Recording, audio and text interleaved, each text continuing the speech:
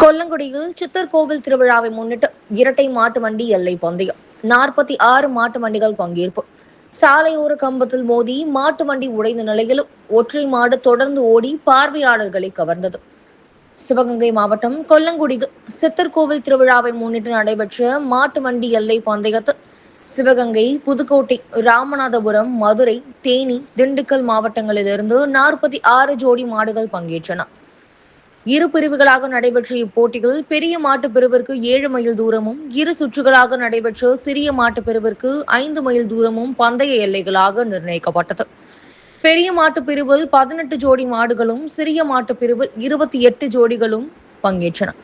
கொல்லங்குடி காளையார் கோவில் சாலையில் நடைபெற்ற போட்டியினை அழகாபுரி, கொல்லங்குடி, காளையார் கோவில் மற்றும் சுற்றுவட்டார பகுதிகளிலிருந்து ஏராளமான ரசிகர்கள் சாலையின் இரு புறங்களிலும் நின்று உற்சாகமாக கண்டுகளித்தனர். பெரிய மாட்டு பிரிவில் ஒரு மாட்டு வண்டி சாலையோரம் இருந்த கம்பத்தில் மீது மோடி உடைந்த நிலையிலும், ஒரு மாடு சாரதி இல்லாத நிலையிலும் தொடர்ந்து போட்டியில் பங்கேற்று ஓடியது பார்வையாளர்களை ஆச்சரியத்தில் ஆழ்த்தியது. விறுவிறுப்பான நடைபெற்ற போட்டிகள் முதல் 4 இடங்களை பிடித்த மாட்டு வண்டியின் உரிமையாளர்களுக்கும் சாரதிகளுக்கும் ரொக்க பரிசும் பரிசு கோப்பையும் வழங்கி கௌரவிக்கப்பட்டது.